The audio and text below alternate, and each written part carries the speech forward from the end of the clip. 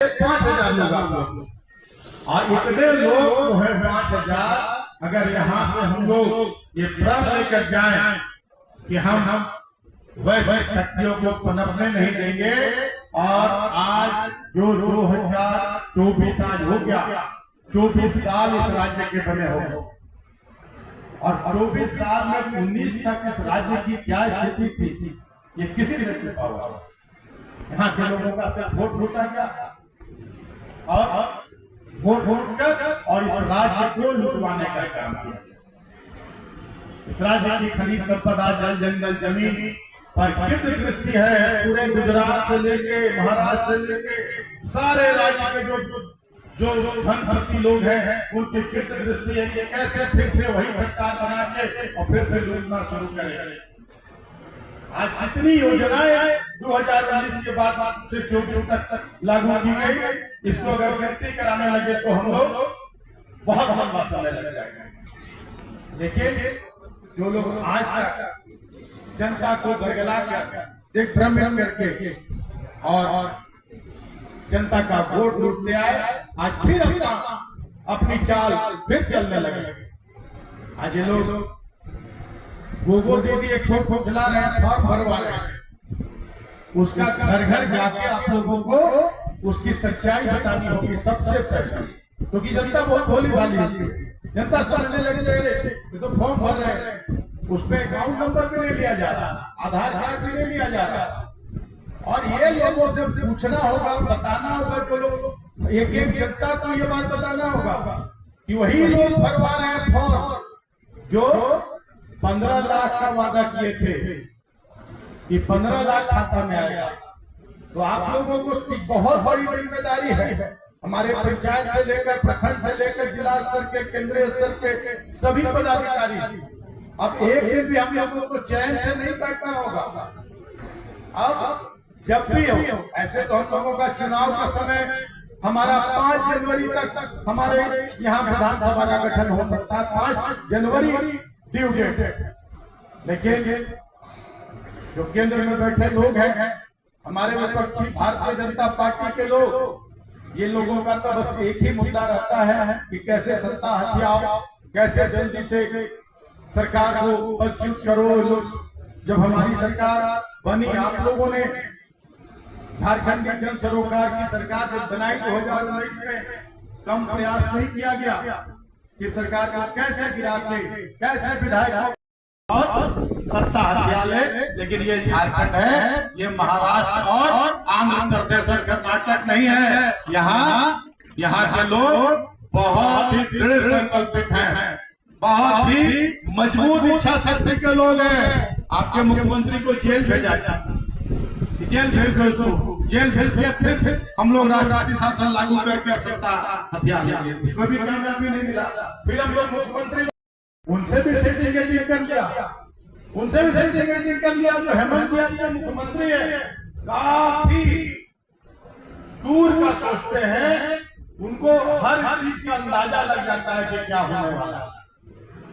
अगर माननीय मुख्यमंत्री अगर जेल से नहीं निकलते 5 महीने में, तो आपके माननीय चंपाई सोरेन जी तख्ता पलट की तैयारी कर दिए थे भारतीय जनता पार्टी के लोग के साथ मिलकर, और नई सरकार अपना बनाने का, झारखंड मुक्ति मोर्चा को तोड़ने का पूरा तैयारी कर लिए थे। तो समय रहते, ऊपर वाला भी सबको देखता है, समय रहते माननीय मुख्यमंत्री का 22 अप्रैल हुआ, उनकी कोई गलती भी नहीं थी।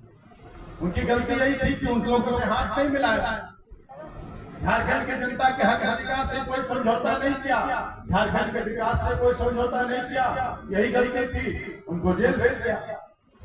लेकिन ऊपर वाले के घर दे रहे नहीं, समय पर आ गए और आज फिर आकर तेजी से योजनाएं लागू हो रही है और सीधा लाभ इसका अंतिम पंक्ति के लोगों को कितनी भी सरकार की योजनाएं लागू हो रही हैं। पहली बार राज्य की जनता के हितों अधिकारों को देखकर सरकार की योजनाएं लागू हो रही है। जिस उद्देश्य के साथ इस राज्य का निर्माण कराया गया, उस उद्देश्य की पूर्ति अब तेजी से हो रही है। लोगों को अब आवास मिल रहा है, लोगों को सर्जन पेंशन मिल रहा है। 50 साल की उम्र में हमारे आदिवासी जो महिला पुरुष है, जो हमारे अनुसूचित जाति के महिला पुरुष सभी को पेंशन मिल रहा है, सावित्री बाई फुले योजना, बिजली माफी, बिजली बिल की माफी, बिजली और मुफ्त बिल देने की योजना, सावित्री मैया सम्मान योजना, योजनाओं की ढेर लगी पड़ी। लेकिन अंतर हम लोगों में, हम लोग जो करते हैं वो भी घर घर नहीं पहुंचाता। हमारे कार्यकर्ता घर घर नहीं जाते हैं।